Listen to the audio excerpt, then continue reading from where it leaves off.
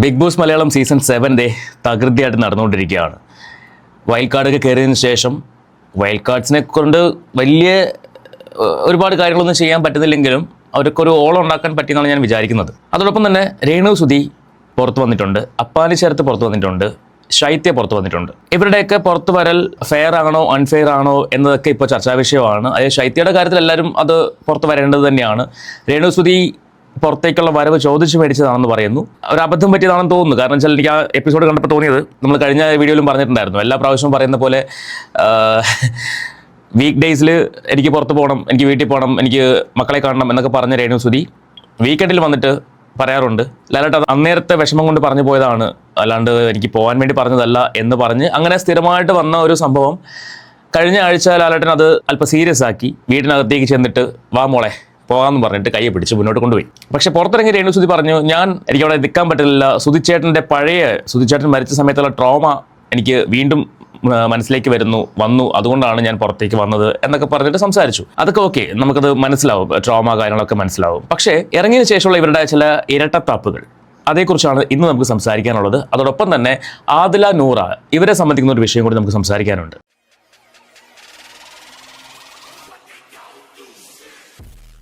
അപ്പോൾ നമുക്കൊരു കാര്യം ചെയ്യാം. രേണു സുധിയുടെ ഒരു വീഡിയോ, ഇവർ എയർപോർട്ടിൽ വന്ന് ഇറങ്ങുന്ന സമയത്തുള്ള ഒരു വീഡിയോ നമുക്കൊന്ന് കാണാം ആദ്യം. അതായത് മീഡിയക്കാരോടൊന്നും സംസാരിക്കാൻ തയ്യാറാവുന്നില്ല, എനിക്ക് വയ്യടാ, എനിക്ക് ആ ട്രോമയിലാണ് ഞാൻ ഫുള്ളി റിക്കവർ ആയിട്ടില്ല എന്നൊക്കെ പറയുന്നൊരു സാധനം, അത് നമുക്കൊന്ന് കണ്ടിട്ട് വരാം. എന്താണ് ഇവരുടെ ഇരട്ടത്താപ്പ്, അതാണ് നമുക്ക് അറിയേണ്ടത്. അതിലേക്കൊന്ന് പോവാം.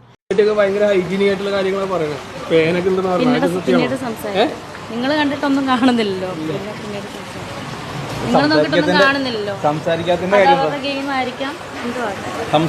കാര്യം അല്ല, ഒരു 5 മിനിറ്റ് നിൽക്കാൻ പറ്റില്ലേ? അത്ര വയ്യാതെയാ? അത് നമുക്ക് ഞാൻ വന്നത് അവിടുന്ന് വന്നു, അതുകൊണ്ടല്ലേ. അല്ല, നമുക്ക് അവിടെ ഇരിക്കാം. ഈ ഒരു വീഡിയോ കണ്ടപ്പോൾ, ഇത് കുറേ ഭാഗം ഉണ്ടായിരുന്നു, അല്ല ഈ ഒരു ക്ലിപ്പ് കണ്ടപ്പോൾ എനിക്ക് തോന്നിയൊരു കാര്യം, മീഡിയക്കാരോട് ശരിക്കും എനിക്കൊരു ദേഷ്യം തോന്നി. കാരണം ഒരാൾക്ക് വയ്യാതെ വരുന്നു, അവർക്ക് താല്പര്യമില്ല സംസാരിക്കാൻ, പിന്നെയും അവരുടെ പുറകെ ഇങ്ങനെ കൂടി എന്തെങ്കിലും പറഞ്ഞുകൂടി ഒരു 5 മിനിറ്റ് സംസാരിച്ചുകൂടി, അത് അവരുടെ ഒരു ജോലിയുടെ ഭാഗമാണ്. പക്ഷേ താല്പര്യമില്ലാത്ത ഒരാളെ കൊണ്ട് നിർബന്ധിച്ച് ഓരോ കാര്യങ്ങൾ പറയിപ്പിക്കാൻ ശ്രമിക്കുന്ന പോലെ എനിക്ക് ഫീൽ ചെയ്തു. പക്ഷേ വേറൊരു വീഡിയോ കണ്ടപ്പോൾ എനിക്ക് ആ ഫീലിങ്സ് അങ്ങ് മാറി. ഇതെല്ലാം ഇവരുടെ ഒരുതരം അഭിനയമാണ്. ഇവർ പറയുന്നുണ്ട്, മീഡിയക്കാരൻ ചോദിക്കുമ്പോൾ പറയണ്ട, എനിക്ക് വയ്യടാ, എനിക്ക് ഒട്ടും വയ്യ, അതുകൊണ്ടാണ് ഞാൻ സംസാരിക്കാത്തതെന്ന് പറയുന്നുണ്ട്.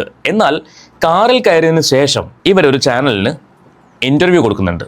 അതൊരു ബൈറ്റല്ല, ഇൻ്റർവ്യൂ തന്നെ കൊടുക്കുന്നുണ്ട്. ആ ഇൻ്റർവ്യൂ കാണുമ്പോഴാണ് ഇവരുടെ ഇരട്ടത്താപ്പ് എന്താണെന്ന് നമുക്ക് മനസ്സിലാവത്തുള്ളൂ. ഇവർക്ക് മക്കൾക്ക് വേണ്ടി ജീവിക്കുന്നു, മക്കളെ കാണാൻ വേണ്ടി ഓടിപ്പോകുന്നതാണ് എന്നൊക്കെയാണ് പറയുന്നത്. പക്ഷേ ഈ ഒരു വീഡിയോ കണ്ടു കഴിഞ്ഞാൽ ഒന്നുമല്ല നമുക്ക് മനസ്സിലാവും. എല്ലാം മീഡിയയ്ക്ക് മുന്നിലുള്ള പ്രഹസനം മാത്രമാണ് നമുക്ക് മനസ്സിലാവും. നമുക്ക് ആ വീഡിയോ ഒന്ന് കണ്ടിട്ട് വരാം. Hi hello. അപ്പോൾ ബിഗ് ബോസിൽ നിന്ന് കറക്റ്റ് ഇറങ്ങിയിട്ട് ചൂടോടുകൂടി ഞങ്ങളുടെ കയ്യോടെ പൊക്കിയിട്ടുണ്ട് നമ്മൾ രേണു സുധി ചേച്ചീനെ. കണ്ടല്ലോ, ആ എയർപോർട്ടിൽ വന്നിട്ട് അവിടെയുള്ള മീഡിയക്കാരോട് സംസാരിക്കാൻ തയ്യാറാവാത്ത രേണു സുധി കാറിനകത്ത് കയറിയിട്ട് മെയിൻ സ്ട്രീം എന്ന് പറയുന്ന ചാനലിന് ഇന്റർവ്യൂ കൊടുത്തിട്ടുണ്ട്. അപ്പോൾ ഓൾറെഡി ഇവരൊരു പക്ഷേ ഈ ചാനലുകാരോട് പറഞ്ഞിട്ടായിരിക്കും പോയിട്ടുണ്ടാവുക, ഞാൻ തിരിച്ചു വരുമ്പോൾ എൻ്റെ എക്സ്ക്ലൂസീവ് ഇന്റർവ്യൂ നിങ്ങൾക്കായിരിക്കും തരിക, സോ നിങ്ങൾ എന്നെ മാക്സിമം പ്രൊമോട്ട് ചെയ്യണം, സപ്പോർട്ട് ചെയ്യണം. ആ ഒരു സപ്പോർട്ട് കൊണ്ട് തന്നെയാണ് രേണു സുധി ബിഗ് ബോസ് ഹൗസിനകത്ത് ഇത്രയും നാൾ നിന്നത്. അവിടെ ചെന്ന വൈൽഡ് കാർഡ്സ് ആയിക്കോട്ടെ, അല്ലെങ്കിൽ പുറത്തിറങ്ങിയ സമയത്തുള്ള ആരതി നമ്പ്യായിരുന്നോ, ഗായത്രി നമ്പ്യായിരുന്നോ, എന്തോ ആണ് ഇന്റർവ്യൂവറുടെ പേര്. അപ്പോൾ അവർ ചോദിക്കുന്നതും ഇതേ ചോദ്യമാണ്. ഒരു 70-72 ക്യാമറകളുണ്ട്, ഇതിലൊന്നും പെടാതെ എങ്ങനെയാണ് രേണു സുധിക്ക് അവിടെ ഇരിക്കാൻ പറ്റിയത്? സാധാരണ രേണു സുധിയെ കാണാൻ പറ്റുന്നത് കൂടുതലും ഒന്നുകിൽ ലിവിംഗ് റൂമിൽ ഒരുമിച്ച് വിളിക്കുമ്പോൾ, അതല്ലെങ്കിൽ കൺഫെഷൻ റൂമിൽ നോമിനേഷൻ സമയത്ത്, ഇങ്ങനെയുള്ള സമയത്താണ് കൂടുതലും കാണാൻ പറ്റുന്നത്. അല്ലാതെ വളരെ കുറച്ച് മാത്രമാണ് രേണു സുധിയെ കഴിഞ്ഞ ഒരു മാസമായിട്ട് ബിഗ് ബോസ് ഹൗസിൽ കണ്ടുകൊണ്ടിരുന്നത്. പ്രത്യേകിച്ച് കോണ്ടന്റ് ഒന്നും കൊടുക്കുന്നില്ല.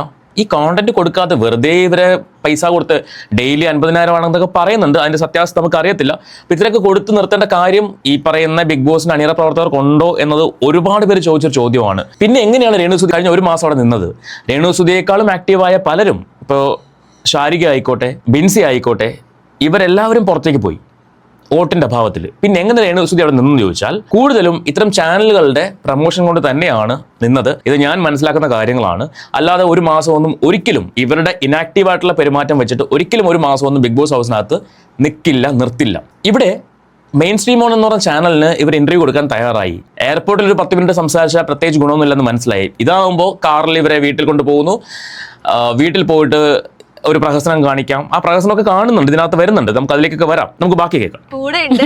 അപ്പൊ ചേച്ചി ഏകദേശം ഒരു 35 ദിവസം അവിടെ നിന്നു. 35 ദിവസത്തിന് ശേഷം നമ്മളിതാ ഈ കാറിൽ പൊക്കോണ്ടിരിക്കുന്നത്. ഏറ്റവും കൂടുതൽ ആഗ്രഹം ഉണ്ടായിരുന്നത് നമ്മുടെ ഋതപ്പനെ കാണണം എന്നാണ്. ആ ആഗ്രഹം സാക്ഷാത്കരിക്കാൻ വേണ്ടിട്ടാണ് ഞങ്ങൾ പോയിക്കൊണ്ടിരിക്കുന്നത്. തീർച്ചയായും എത്രത്തോളം സന്തോഷമുണ്ട് ഇപ്പൊ മോനെ 35 ദിവസങ്ങൾക്ക് ശേഷം കാണുകയാണ്. ഋതപ്പനെ മാത്രമല്ല കിച്ചുവിന് അതുപോലെ. അതെ അതെ, എനിക്ക് എൻ്റെ മക്കളെന്ന് വെച്ചാൽ എനിക്ക് ഭയങ്കര ജീവനാണ്. എനിക്ക് കരഞ്ഞ് എനിക്ക് കരയാൻ വയ്യ, കൊണ്ടാണ് ഞാൻ കരയാത്തത്. നല്ല എന്തിനു കരഞ്ഞത്? ബിഗ് ബോസ് ഹൗസിനകത്ത് കരയുന്നൊന്നും കണ്ടില്ല, പിന്നെ എവിടെയാ കരഞ്ഞത്? എപ്പോൾ കരഞ്ഞു? കരഞ്ഞ് എനിക്ക് കരയാൻ വയ്യ, അതെനിക്ക് അങ്ങോട്ട് മനസ്സിലായില്ല. ഹൗസിനകത്ത് കരയുന്നൊന്നും കണ്ടില്ല. അവിടെ സാധാരണ കരഞ്ഞു കണ്ടത് അനുമോളയാണ്. വേറെ ആരും അങ്ങനെ, പിന്നെ മസ്താനി വന്നിട്ട് കരയുന്നത് കണ്ടു, രനാ ഫാത്തിമ കരയുന്നത് കണ്ടു. വേറെ ആരും അങ്ങനെ കരയുന്നതായിട്ട് ഞാൻ കണ്ടില്ല. സരികയും ഷാരിക ഉണ്ടായിരുന്ന സമയത്ത് അവരൊന്ന് കെട്ടിപ്പിടിച്ച് കരയുന്നുണ്ടായിരുന്നു. അല്ലാണ്ട് രേണുസുതി കരയുന്നതായിട്ടൊന്നും ഞാൻ കണ്ടില്ല. പിന്നെ കരഞ്ഞത് എനിക്ക് എൻ്റെ മക്കളെ കാണണം, എനിക്ക് ഋതപ്പനെ കാണണം, എനിക്ക് കിച്ചൂട്ടനെ കാണണം എന്നൊക്കെ പറഞ്ഞിട്ടുള്ള ഒരു ചെറിയൊരു, അത് ക്യാമറയുടെ മുന്നിൽ എന്തിൻ്റെ ഇടയ്ക്ക് ഇങ്ങനെ നോക്കുന്നത്, തത്തമ്മേട്ടാണ് പറയുന്നത്, അതിന് ജീവനില്ലേ എന്നൊക്കെ പറഞ്ഞ ആ സാധനം. അതല്ലാണ്ട് വേറെ ഒരു കരച്ചിലും ഞാൻ അവിടെ കണ്ടില്ല. പിന്നെ എപ്പോഴാണ് രേണുസുതി കരഞ്ഞെന്ന് ചോദിച്ചു കഴിഞ്ഞാൽ എനിക്കറിയില്ല കേട്ടോ. കരഞ്ഞ് തളർന്നു എന്നാണ് പറയുന്നത്. ക്ഷീണമുണ്ട്, മുഖത്ത് നല്ല ക്ഷീണമുണ്ട്. ഞാൻ ഇന്നലെ തൊട്ടേ എട്ടായപ്പോ തൊട്ടേ നല്ലതായിട്ട് ഫുഡൊന്നും ഞാൻ കഴിച്ചില്ല. അതെന്താ രേണു ചേച്ചി കഴിക്കാത്തത്? നിങ്ങൾ സ്വമേധയെ ഇറങ്ങിപ്പോയതല്ലേ? അല്ല, എനിക്ക് വീട്ടിൽ പോകണമെന്ന് കഴിഞ്ഞ ഒരു 3 ആഴ്ച കൊണ്ട് ഇങ്ങനെ പറഞ്ഞുകൊണ്ടിരിക്കുകയാണല്ലോ. മക്കളെ കാണണം, എനിക്ക് ട്രോമ, ഞാൻ വീട്ടിൽ നിന്ന് മാറി നിന്നിട്ടില്ല. പക്ഷെ ബാംഗ്ലൂരിൽ പോയി ഹോസ്റ്റലിൽ എന്ന കഥയൊക്കെ നിങ്ങൾ തന്നെ പറഞ്ഞു. അവസാനം ലാലേട്ടൻ വന്നിട്ട് പൊക്കിക്കൊണ്ട് പുറത്തിറക്കിയത്. അപ്പം നിങ്ങൾക്ക് സന്തോഷമുണ്ട്, അങ്ങോട്ട് കൈപിടിച്ച് കയറ്റുന്ന ലാലേട്ടൻ, ഇങ്ങോട്ട് കൈപിടിച്ച് ഇറക്കിയതും ലാലേട്ടൻ. അപ്പം അതിൽ വലിയ വിഷമമൊന്നുമില്ല. എന്നാലും ക്ഷീണം ഉണ്ടെന്നൊക്കെ പറയുന്നുണ്ട്. ഈ ക്ഷീണമുള്ളവർ എയർപോർട്ടിൽ ബൈറ്റ് കൊടുക്കാൻ തയ്യാറായില്ല. പക്ഷേ ഇവിടെ നെടുനീളം സംസാരിക്കുന്നുണ്ട്. ക്ഷീണമൊക്കെ അവിടെ മറന്നു കഴിഞ്ഞു. ബാക്കി നോക്കാം. കുറച്ച് 2-3 കാപ്പി കുടിച്ചു. എനിക്ക് മധുരപ്രിയ എന്ന് എല്ലാവർക്കും മനസ്സിലായല്ലോ. കുറച്ച് കാപ്പിയും ബിസ്ക്കറ്റും ഒക്കെ കഴിച്ച്. അവിടെ ഏറ്റവും കൂടുതൽ പഞ്ചസാര ചേച്ചിയായിരുന്നു. അല്ല, ഷുഗർ കൂടുതലൊന്നും ആർക്കറിയാം. എന്തായാലും മക്കളെ കാണാനുള്ള എക്സൈറ്റഡ് ആണ് ഞാൻ. ഭയങ്കര സന്തോഷം. കിച്ചുവിനെ ഞാൻ വിളിച്ചായിരുന്നു. കിച്ചു കൊല്ലത്താണ്. അതെ അതെ, ഞാൻ അവനെ വിളിച്ചായിരുന്നു. മോനെ ഋതപ്പനെ കാണണം, ഹാപ്പി ആയിട്ട് പോകുന്നവനെ കാണാം. കിച്ചു ഇങ്ങോട്ട് വരുന്നുണ്ടോ? ഇന്നുണ്ടോന്ന് അറിയില്ല. അതെന്താ ചോദിച്ചില്ലായിരുന്നോ? സാധാരണ വിളിക്കുമ്പോൾ മകൻ മോനെ നിന്ന് വീട്ടിലോട്ട് വരുമോ എന്നല്ലേ അമ്മമാർ ചോദിക്കുള്ളൂ. അപ്പൊ ഇന്ന് വരുമോന്ന് അറിയില്ല. വരുമായിരിക്കും. ശരി, വരും. അപ്പൊ ഓക്കെ, 35 ദിവസങ്ങൾക്ക് ശേഷം ഋതപ്പൻ ചെറുതാണല്ലോ, അവൻ എന്തെങ്കിലും കാത്തിരിക്കും. അമ്മ എന്തായിരിക്കും കൊണ്ടുവരാൻ പോകുന്നത്? എന്താ അമ്മ കൊണ്ടുകൊടുക്കാൻ പോകുന്നത്? എന്തെങ്കിലും മുട്ടായി. ഇവിടെ നമുക്ക് ഇവിടെ നിർത്തിയിട്ട് എന്തെങ്കിലും മുട്ടായി മേടിക്കാം. എന്റെ പൊന്നോ, അതുവരെ ഓർമ്മിച്ചില്ല. അവര് പറഞ്ഞപ്പോ അതെ, അവിടെ നിർത്താമോ? അവിടെ ആ കടയുടെ മുമ്പിൽ എന്നിട്ട് മേടിക്കുന്നത് എന്താ ചോക്ലേറ്റ് ആണ് മേടിക്കുന്നത്. എന്തിനാണ് ഈ പ്രഹസനം കാണിക്കുന്നത്? അല്ല, നിങ്ങളുടെ മകന് വേണ്ടി എപ്പോൾ മിഠായി മേടിക്കണം, എപ്പോൾ ചോക്ലേറ്റ് മേടിക്കണം നിങ്ങൾക്ക് തീരുമാനിക്കാം. അതൊന്നും പ്രശ്നമുള്ള കാര്യമില്ല. പക്ഷേ അത് മീഡിയ കാണിക്കാൻ വേണ്ടി ചെയ്യുന്നത് പോലെയൊക്കെ എനിക്ക് ഫീൽ ചെയ്യുന്നുണ്ട്, തോന്നുന്നുണ്ട്.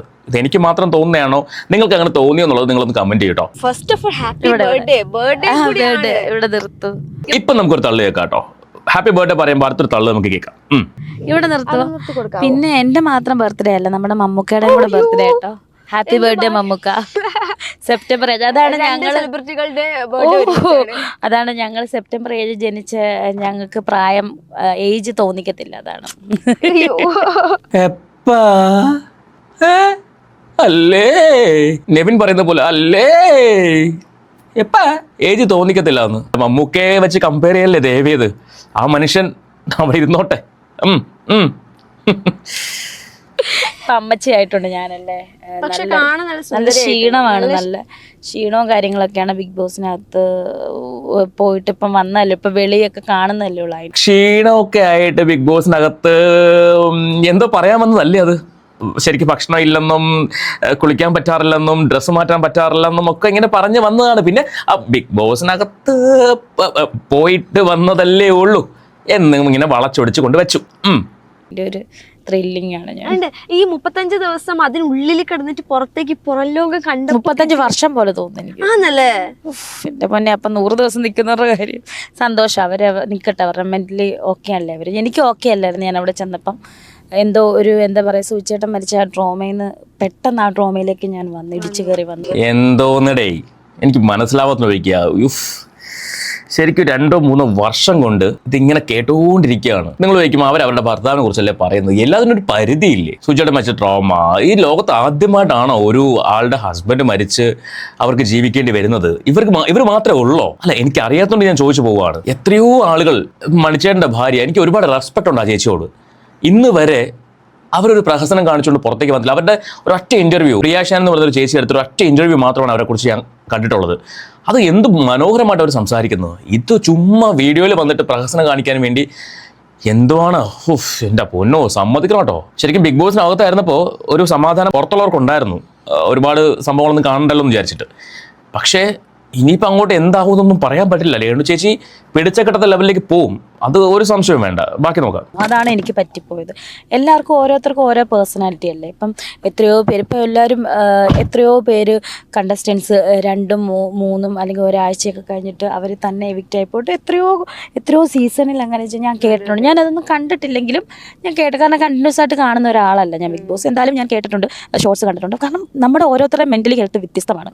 നമ്മൾ പുറത്ത് ചിലപ്പം നന്നായിട്ട് ഓക്കെ ആണെങ്കിൽ പോലും അകത്ത് കയറിക്കുമ്പോൾ നമ്മൾ ടോട്ടലി ചില ആളുകൾക്ക് ഡൗൺ ആയി പോകും, ചില ആളുകൾ അതിജീവിക്കും. അപ്പം എന്നെ സംബന്ധിച്ച് സുധിച്ചേട്ടൻ മരിച്ച അതേ ഡ്രോമയാണ് എനിക്ക് അതിൽ കയറി. ഞാൻ അപ്പം തൊട്ട് പറയുന്നുണ്ട്, ശാരിക എന്ന് പറഞ്ഞ അവരോട് ഞാൻ പറയുന്നുണ്ടായിരുന്നു. അവൾ എൻ്റെ നല്ല ഫ്രണ്ടായിരുന്നു, എല്ലാവരും നല്ല ഫ്രണ്ട്സ് ആയിരുന്നു. പക്ഷേ ശാരിയോട് ഞാൻ ഫസ്റ്റ് ദിവസമല്ല ഹാപ്പി ആയിരുന്നു. പിന്നെ ആ ഒരു പണി കിട്ടിയില്ല, ഏജിൻ്റെ പണി, അതോടുകൂടി ഞാൻ ആകെ ഡൗൺ ആയി. സത്യം പറഞ്ഞാൽ ഓരോരുത്തർക്കും ഓരോ ഇതിലല്ലേ അത് എടുക്കുന്നത്. അപ്പോൾ അതുകൊണ്ടാണ്. അപ്പം എന്തായാലും ഞാൻ ഓർത്തില്ല 35 ദിവസം ഞാൻ നിൽക്കുന്നു. എനിവേ എന്തായാലും 35 ദിവസം നിന്നു. പക്ഷേ എൻ്റെ പ്രേക്ഷകരുടെ സ്നേഹം എല്ലാത്തിനും നന്ദി.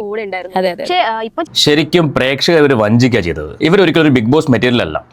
അപ്പോൾ ഇവർ തന്നെ പറയുന്നത്, ഞാൻ ഒരു ദിവസമെങ്കിലും അവിടെ നിൽക്കാൻ വേണ്ടിയാണ് പോയത്, എന്നെ അധിക്ഷേപിച്ച ആൾക്കാർ മുമ്പിൽ തെളിയിക്കാൻ വേണ്ടി ഒരു ദിവസമെങ്കിലും. പക്ഷെ ആ ഒരു ദിവസം കൊണ്ട് നിങ്ങൾ നശിപ്പിച്ചത് മറ്റൊരാളുടെ കരിയറാണ്. ഈ ഒരു ബിഗ് ബോസ് ഹൗസ് എന്ന് പറയുന്നത് പലരുടെയും സ്വപ്നതുല്യമായ ഒരു പ്ലാറ്റ്ഫോമാണ്. ആ ഒരു പ്ലാറ്റ്ഫോമിൽ നിങ്ങളെപ്പോലെ മനോഭാവമുള്ള ഒരാൾ ചെന്ന് കയറിയത് വളരെ തെറ്റെന്ന് തന്നെ ഞാൻ പറയൂ. വേറൊന്നും കൊണ്ടല്ല, മറ്റൊരാൾ അതിലേക്ക് പോയി വിൻ ചെയ്യാനുള്ള ഒരു അവസരം, അല്ലെങ്കിൽ അവർ ഒരുപാട് ദിവസം നിന്ന് അവരുടെ കരിയർ ഡെവലപ്പ് ചെയ്യാൻ കിട്ടിയ ഒരു അവസരത്തെയാണ് നിങ്ങളൊരു വ്യക്തി നശിപ്പിച്ചത്. ഒരു ദിവസത്തേക്കെന്ന് പറഞ്ഞാണ് അവിടെ പോയതെന്ന് ഈ വീഡിയോയ്ക്ക് തന്നെ പറയുന്നുണ്ട്. അപ്പോൾ ആ ഒരു ദിവസം എന്ന് പറഞ്ഞ് പോയിട്ട് 35 ദിവസം നിർത്തി. അത് അന്ധമായിട്ട് നിങ്ങളെ വിശ്വസിക്കുന്ന കുറേ ആൾക്കാർ വോട്ട് ചെയ്തെന്നാണ് ഞാൻ മനസ്സിലാക്കുന്നത്. അല്ലാണ്ട് നിങ്ങളുടെ ഒരു മാങ്ങാത്തൊലിയും കാണിച്ചിട്ടല്ല അവിടെ നിന്നത്. ബാക്കിയേക്കാം. ചേച്ചി സ്വയമായിട്ട് ഇറങ്ങിപ്പോതാ സ്വയമായിട്ട് ഇറങ്ങിപ്പോകുന്നതല്ല, പറഞ്ഞ് കേട്ട് അവർ മടുത്തിട്ട് അവർ ഇറക്കി വിട്ടതാണ്. അതോടൊപ്പം തന്നെ പ്രത്യേകിച്ച് കൗണ്ടർ ഒന്നും കൊടുക്കുന്നില്ല. അതുകൊണ്ട് വെറുതെ കാശ് കൊടുക്കണ്ടല്ലോ ഡെയിലി പിടിച്ച് നിർത്തിയിട്ട്. അവർക്ക് കൈനഷ്ടം വരുത്തേണ്ട കാര്യമില്ല. സോ അവർ ഇറക്കി വിട്ടു, അല്ലാണ്ട് ചേച്ചി സ്വയം ഇറങ്ങിപ്പോയതല്ല. ഇനിയാണ് നമ്മൾ കാണാനുള്ളത്. ഇവർ ഋതപ്പനെ കാണാൻ വേണ്ടി ഓടി വന്നതാണല്ലോ. ആ ഓടി വന്നവരുടെ ഒരു ആറ്റിറ്റ്യൂഡ് കാണിക്കണം. ഋതപ്പൻ അവിടെ നിൽക്കുന്നുണ്ട്. ഋതപ്പൻ അവിടെ നിന്നിട്ട് ആ കുഞ്ഞിനൊന്നും മൈൻഡ് പോലും ചെയ്യുന്നില്ല. ഇവർ നേരെ നടന്ന് സിറ്റൗട്ടിൽ കയറുകയാണ്. സിറ്റൗട്ടിൽ കയറിയിട്ട് യാദൃശ്ചികമായിട്ട് ഋതപ്പനെ നോക്കുന്ന ഒരു ഫീല്. ഒയ്യോ ഋതപ്പാ എന്നും പറഞ്ഞു നമുക്ക് അതൊന്ന് കണ്ടു നോക്കാം.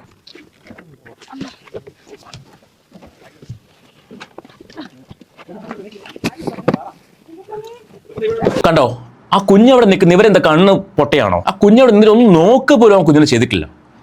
നേരെ കയറി പോകുന്നു അകത്തേക്ക്. ആ സിറ്റൗട്ടിൽ നിന്നിട്ട്, അതായത് ക്യാമറ പുറകെ വരണമല്ലോ അതിനു വേണ്ടി, കുഞ്ഞവിടെ നിന്ന് നോയിക്കൊണ്ടിരിക്കുക. ഇത്രയും ദിവസത്തിന് ശേഷം അമ്മയെ കാണുകയാണ്. അതിൻ്റെ സന്തോഷത്തിൽ അത് നോക്കിക്കൊണ്ട് നിൽക്കുമ്പോൾ ഒന്ന് നോക്കുകയോ ഒന്ന് ചിരിക്കുകയോ അതിനൊന്ന് പോയി എടുക്കുകയോ ഒന്നും ചെയ്യാതെ നേരെ കയറി പോയിട്ട് ഈ കുഞ്ഞ് അടുത്തേക്ക് ഓടി വരുന്നു. അപ്പം വാരി എടുക്കുകയാണ്. അയ്യോ, പെട്ടെന്ന് കണ്ടതുപോലെ. എന്ത് പ്രഹസനമാണ് ചേച്ചിയായി. തൊലിക്കെട്ടി സമ്മതിക്കണം കേട്ടോ.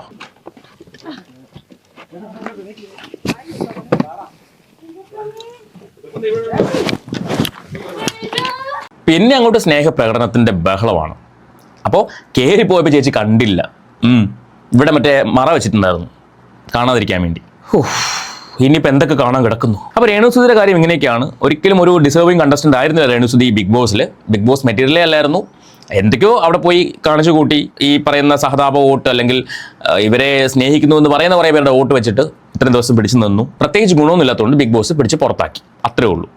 ഇനി അടുത്തൊരു വിഷയം എന്ന് പറയുന്നത് ആദില നൂറ. അവർ കഴിഞ്ഞ ദിവസം എപ്പിസോഡിനകത്ത് സംസാരിക്കുന്ന കേട്ടപ്പോൾ എനിക്ക് ഒരുപാട് വിഷമം തോന്നി. കാരണം സ്വന്തം പാരൻസ് ഇല്ലാതെ, അല്ലെങ്കിൽ സ്വന്തം സിബ്ലിങ്സ് ഇല്ലാതെ ജീവിക്കേണ്ടി വരുന്നവരുടെ അവസ്ഥ, അതിനെ രണ ഫാത്തിമ കളിയാക്കേണ്ടായി. ആർക്കും ആരെയും എപ്പോഴെങ്കിലും നഷ്ടപ്പെടാം. അപ്പോൾ ഇവരെ സംബന്ധിച്ച് ഇവർ ഒരുമിച്ച് ജീവിക്കാൻ തീരുമാനിച്ചപ്പോൾ അവരുടെ രണ്ടുപേരുടെയും ഫാമിലി അവരെ ഉപേക്ഷിച്ചു എന്നാണ് പറയുന്നത്.